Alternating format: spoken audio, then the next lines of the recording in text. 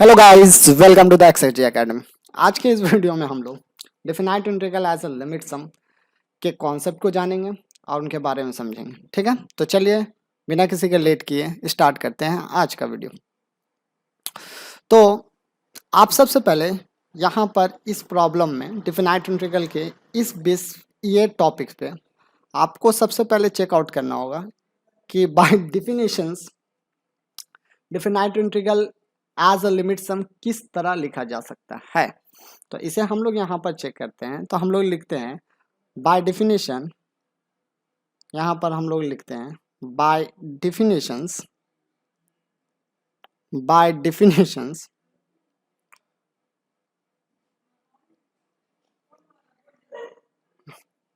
Definite integral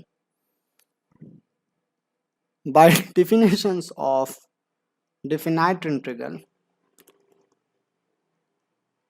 as a limit sum can be written as a definite integral as a limit sum as a limit sum is written as a limit sum as a limit of a sum कर लें आप लोग। limit of a sum can be written as a, किस तरह करके लिख सकते हैं आप इन बातों पे ध्यान दें। इसे हम लोग लिख सकते हैं, आप देखिएगा, मान लीजिए हमारे पास ये इंटीग्रल है, इस तरह करके इंटीग्रल दिया हुआ है किसी फंक्शंस का, और फंक्शंस मेरे पास है एफ एक्स। फंक्शंस मेरे पास क्या है, एफ एक्स फंक्शंस है जो definite integral A to B के बीच में बिलोंग करते हैं। तो as a limit sum it can be written as a limit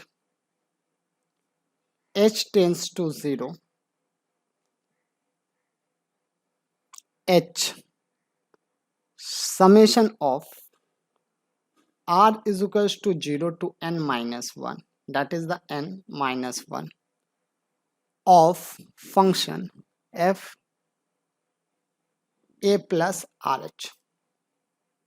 a plus rh हम लोग लिख सकते हैं।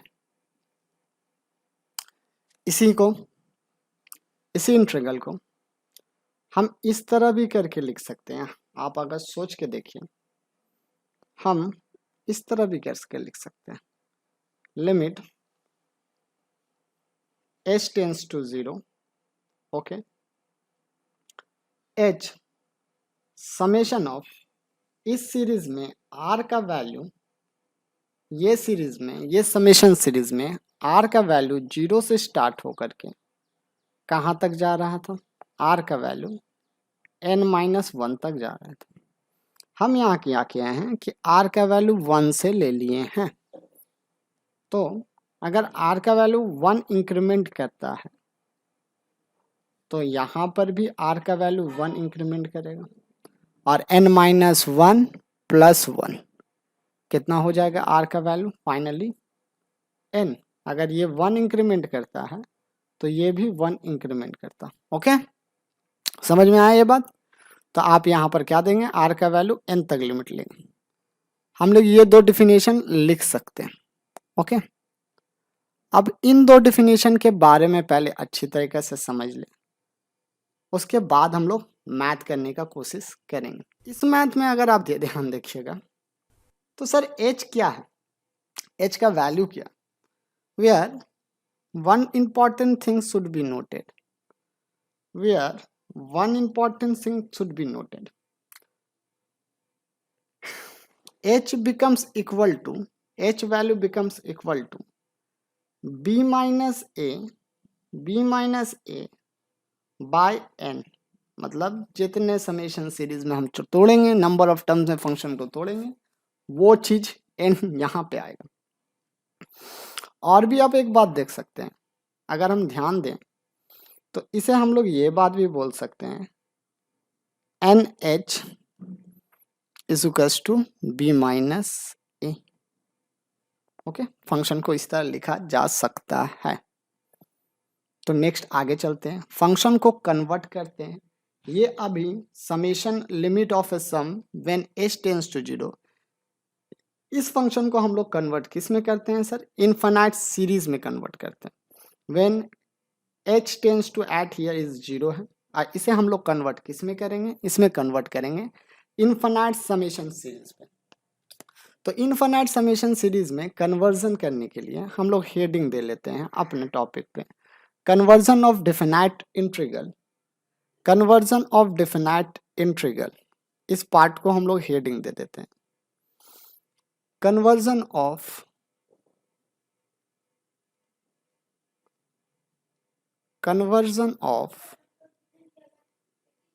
Definite integral. Okay, definite integral into a summation of series into a summation of infinite series, summation of infinite series।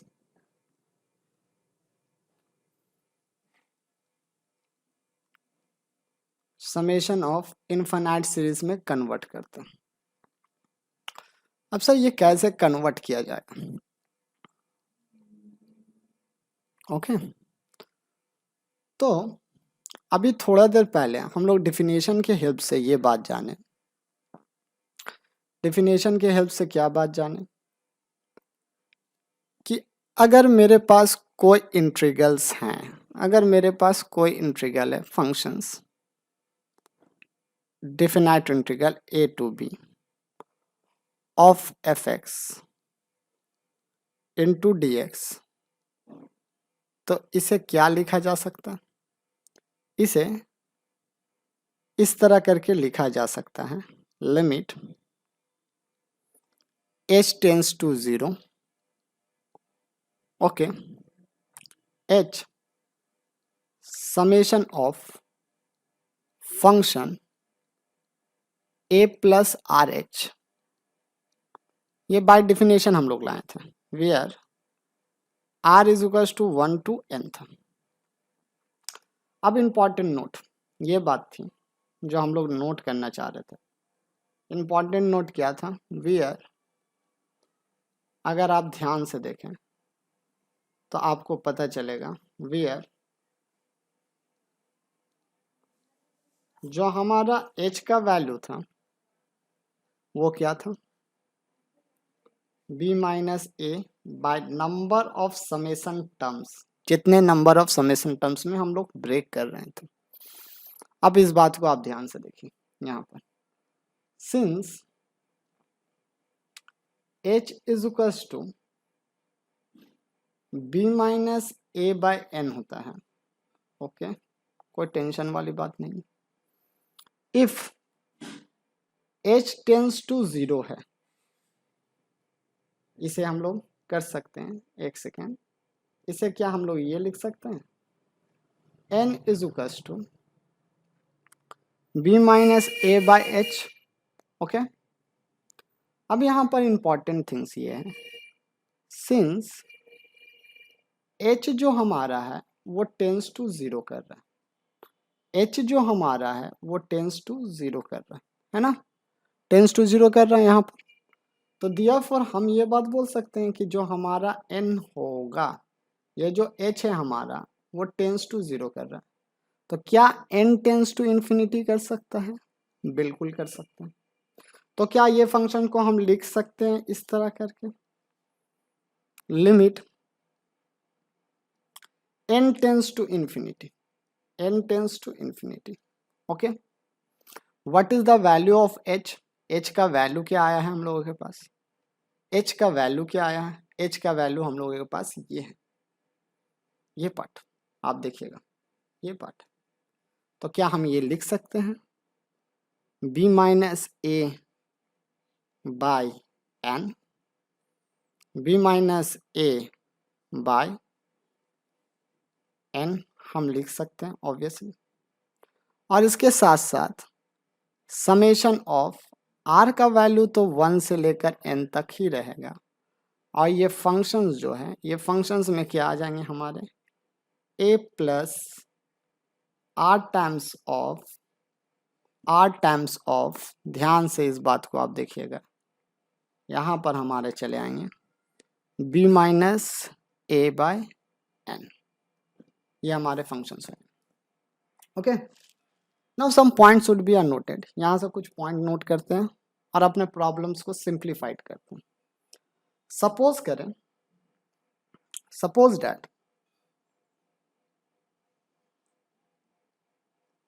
Suppose that मान लें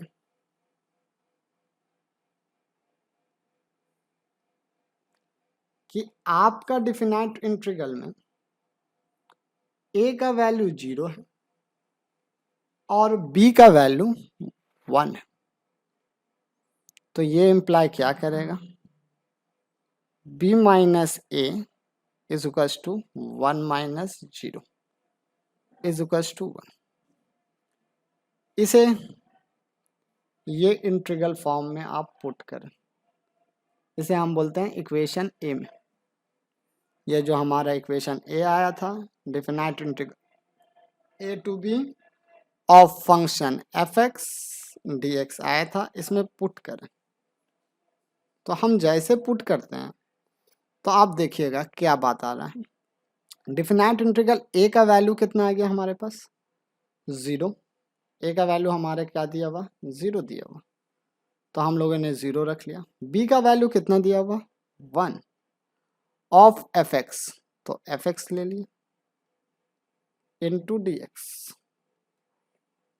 ये function किस form में लिखा जा सकता है, limit n tends to infinity, okay,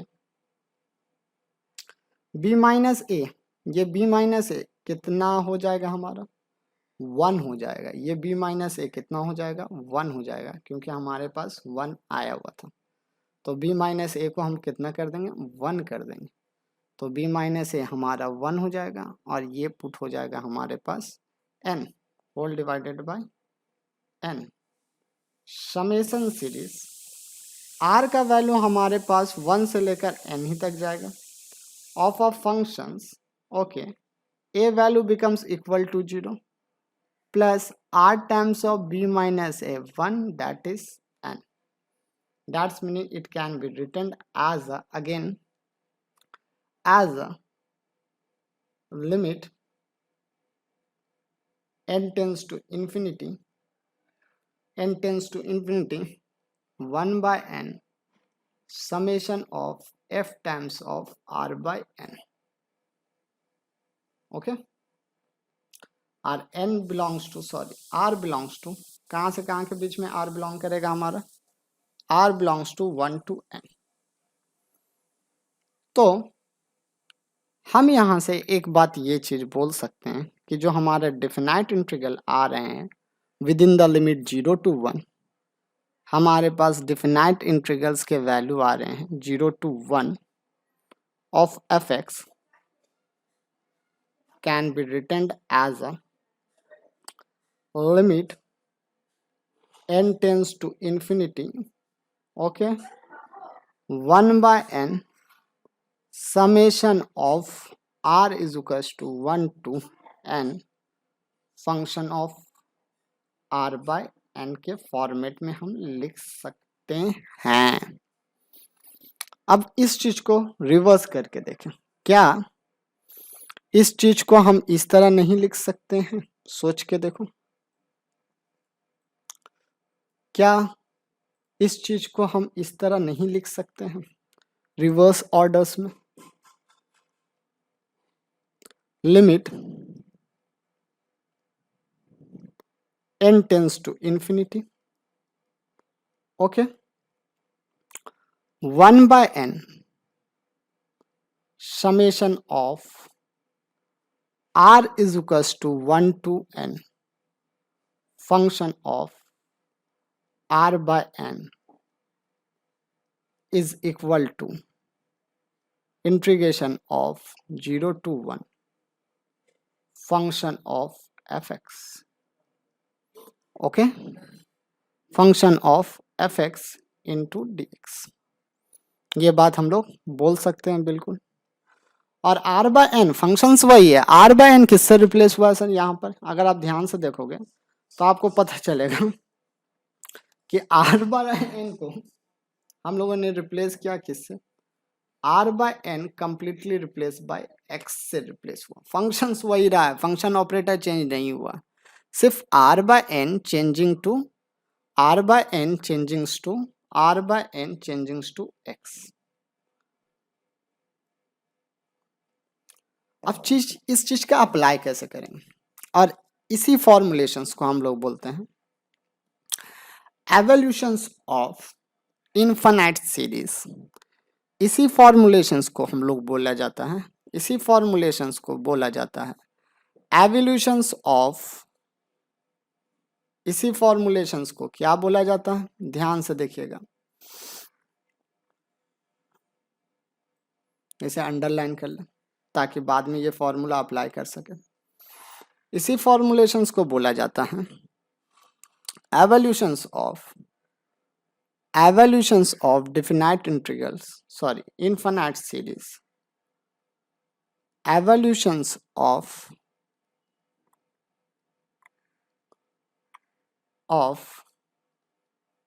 infinite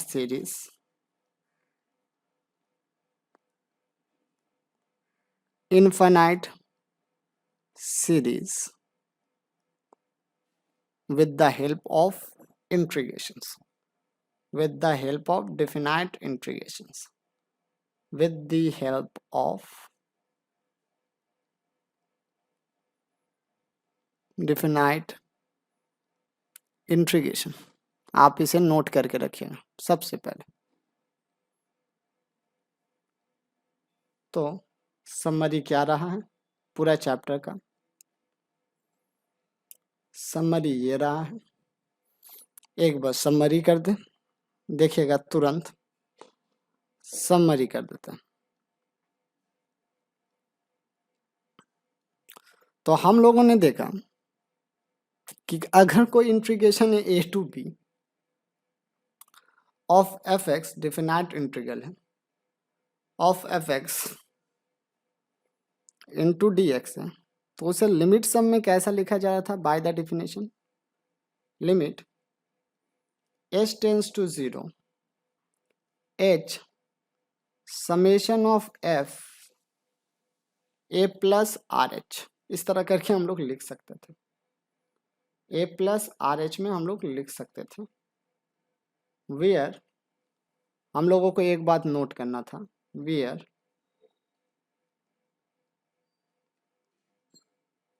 H is equals to हमारे पास कितना था?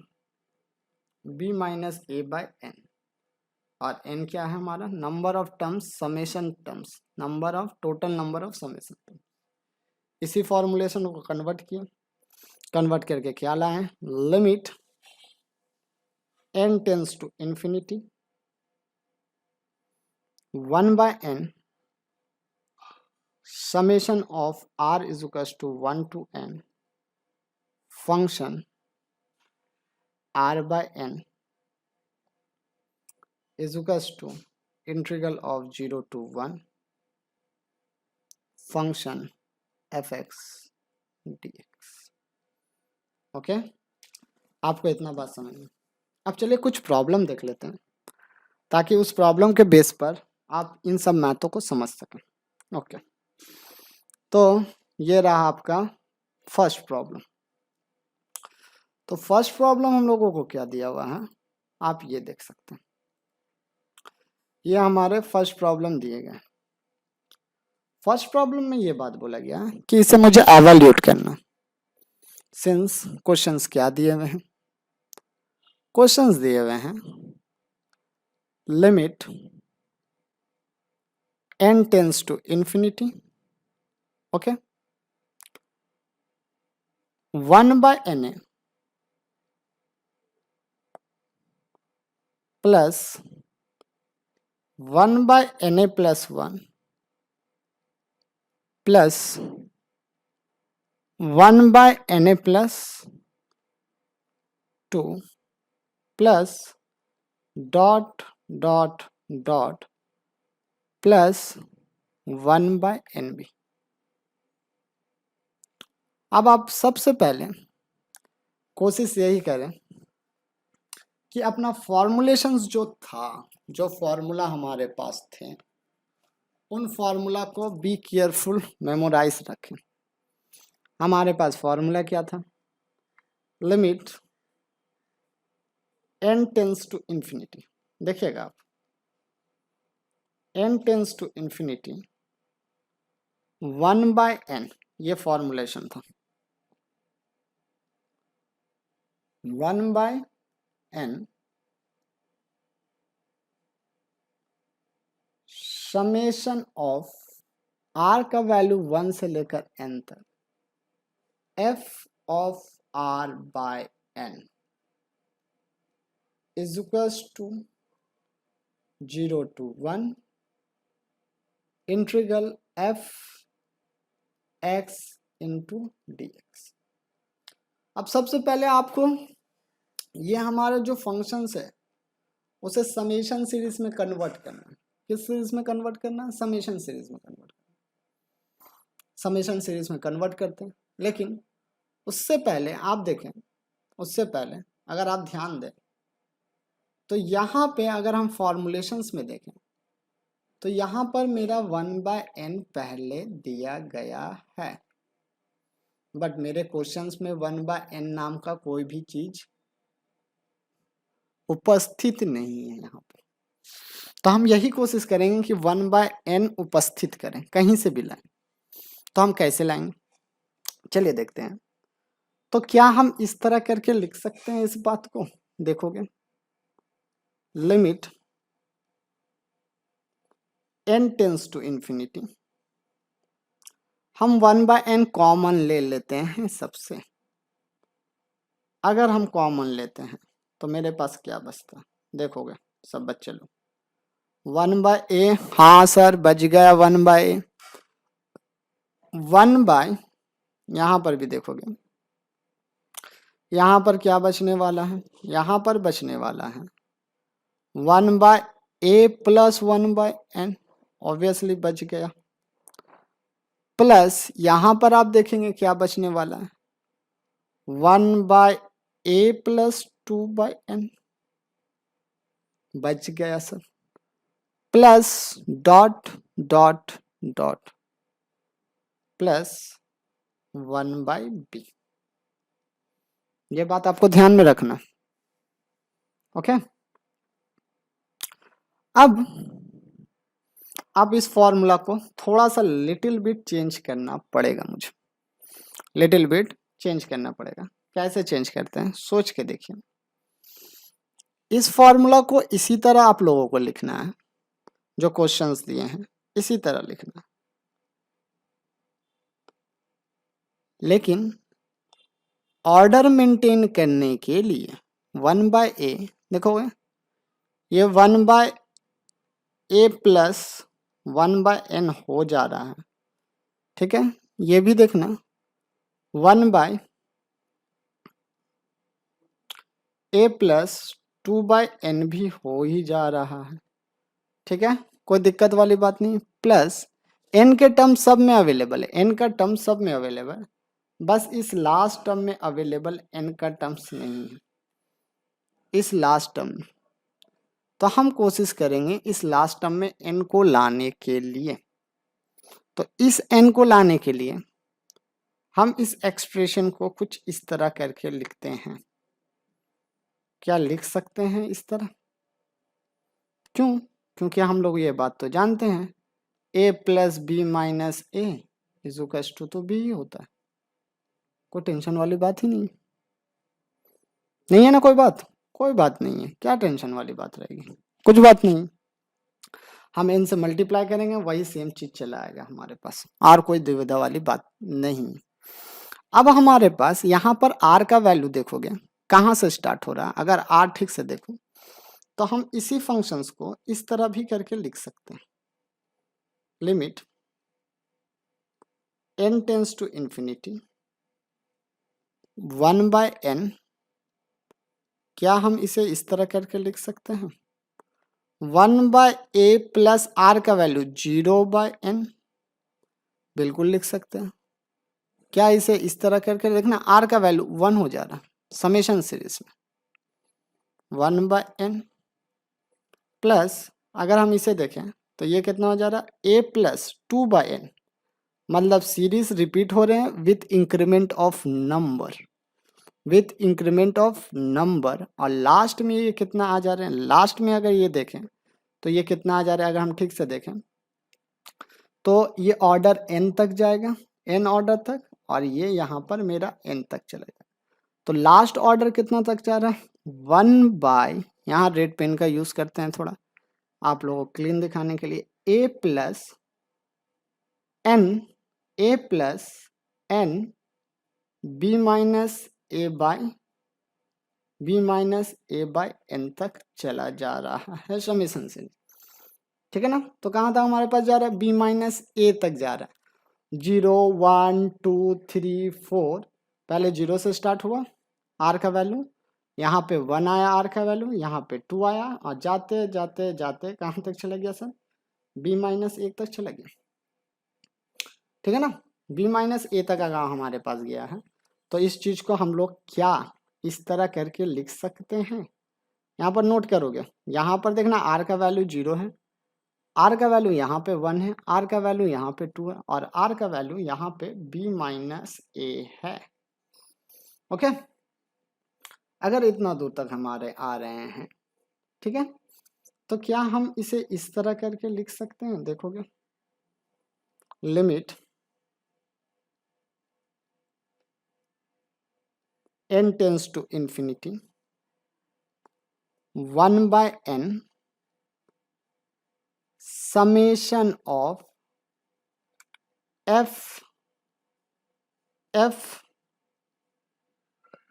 a प्लस r/n, और r का वैल्यू हमारा स्टार्ट कहाँ से, 0 से स्टार्ट है, r का वैल्यू हमारा स्टार्ट कहाँ से, 0 से, और कहाँ तक गया है सर, b माइनस a तक गया, ये सीरीज गया, कोई दिक्कत, देखो b माइनस है लास्ट टर्म, n कैंसिल हो जा रहा है, b माइनस a तक गया। अब देखना ये फॉर्मेट में ये लिखा जा चुका है, limit n tends to 0 1/n, r का वैल्यू यहाँ 0 था, 0 से लेकर n तक है, हम यहाँ पर r का वैल्यू 0 करेंगे तो यहाँ n माइनस 1 हो जाएगा, एक कम हो जाएगा, ये भी हम लिख सकते हैं, कोई दिक्कत की बात नहीं। तो क्या हम इस फंक्शन को इस तरह लिख सकते हैं, बिल्कुल लिख सकते हैं, इंटीग्रेशन ऑफ 0 to 1 a और b का वैल्यू।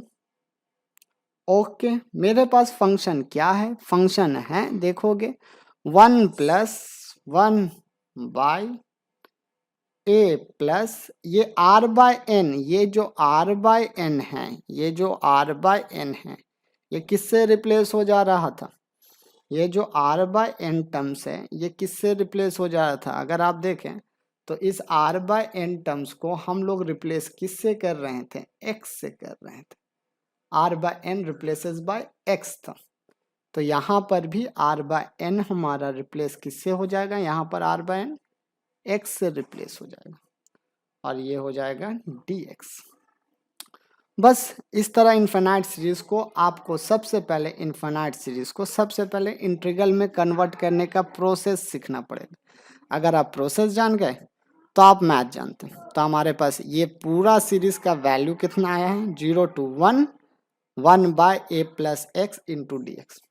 अब इसका इंटीग्रेशन करेंगे, सॉरी यहाँ पर लिमिट हमारे पास कितना जा रहा है, r का value 0 to b minus a, और ये 1/n तक था, ठीक है ना। तो हमारा लिमिट जा रहा है 0 to r का वैल्यू 0 to n तक था तो 1 तक जा रहा है, कोई प्रॉब्लम वाली बात नहीं है, ठीक है। चलिए यहाँ तक कोई प्रॉब्लम वाली बात नहीं है आप लोगों का, आगे हम लोग चलते हैं और देखते हैं। तो हमारी यहाँ पर लिमिट कितने हो जाएगी, फंक्शंस 1/a प्लस x। लेकिन एक बात नोट करने वाली बात यहाँ पर है जो आपको समझनी पड़ेगी, आप यहाँ पर अगर देखें तो आपको एक बात पता चलेगा कि n का वैल्यू मैक्स हमारा समेशन सीरीज में कहाँ तक गया था, एन तक गया था, समेशंस में कहाँ तक गया था, एन तक गया था। ये बात आपको समझनी पड़ेगी, एन तक गया था, पर हमारे पास यहाँ पर कितने तक जा रहे हैं, बी माइनस ए तक जा रहे हैं, बी माइनस ए तक जा रहे हैं। तो इस बात को अगर आप चेंजिंग हमारे हो जा रहे हैं लिमिट, तो आप इस लिमिट को यहाँ पर ऑर्डर भी चेंज करें, ये इस लिमिट का ऑर्डर भी चेंज करेंगे, तो ये लिमिट का ऑर्डर कितना हो जाएगा, बी माइनस ए तक ऑर्डर चला जाएगा। इस बात को बी केयरफुल आप नोट करेंगे, क्योंकि यहाँ पर n इंटू वन था, इसलिए n इंटू वन था, इस यहाँ पर ऑर्डर n इंटू वन था, n इंटू वन, तो ये हमारा लिमिट कहाँ तक गया था, n इंटू वन था, इसलिए हमारा 0 to 1 गया।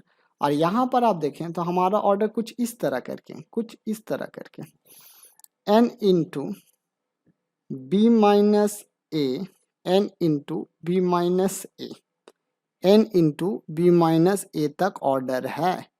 अब वो ऑर्डर आपको कहाँ पर दिख रहा, वो ऑर्डर आपको यहाँ पे दिख रहा है, देखिए n इंटू बी माइनस ए, यही हमारा r, यही हमारा r है, ये r बाय n है, ये हमारा r है, ठीक है। तो ऑर्डर हमारा कितना जाएगा, n इजुकस टू r का वैल्यू 0 से लेकर n इंटू बी माइनस है, तो यहाँ भी ऑर्डर बी माइनस से हो जाएगा। अब चलिए इसे इंटीग्रल को सॉल्व कर लेना। ये इंटीग्रल को अगर हम लोग सॉल्व करते हैं तो इसका वैल्यू कितने आता है, इंटीग्रल्स वैल्यू हमारे कितने आ जाएंगे, तो जल्दी फटाक शुरू करते हैं। ये इंटीग्रल वैल्यू आ जाएंगे log mod a plus X, okay, lower limit 0, upper limit b minus A. अगर हम ये रखते हैं, अगर हम ये रखते हैं तो अपर लिमिट वैल्यू रखने के बाद हमें मिलता है a plus b minus a, minus lower limit रखने के बाद हमें मिलता है a प्लस 0। तो ये अल्टीमेटली हमारे पास क्या आ जाएगा, log b, a और a कैंसिल हो गया और यहाँ बचा minus log a। That's mean ultimately answer is what, answer हमारे क्या आ जाएंगे, हमारे आंसर आ जाएंगे, यहाँ पर हम लोग लिखते हैं आंसर्स हमारे क्या आ जाएंगे, अगर आप देखें तो आंसर्स हमारे हैं log b बाई ए, ये हमारे आंसर्स होंगे। तो बात बहुत इंपॉर्टेंट है, कोशिश करना है चीज़ों को किस तरह अरेंज किया जा सके, चीज़ों को किस तरह अरेंज किया जा सके, आप अरेंज कर लेंगे तो आपको बातें समझ में आएगी, ठीक है, ओके। अब इसके बाद नेक्स्ट वीडियो में मिलते हैं कुछ इसी टाइप के प्रॉब्लम को लेते हुए, तब तक के लिए पढ़ाई करते रहें, चलिए बाय।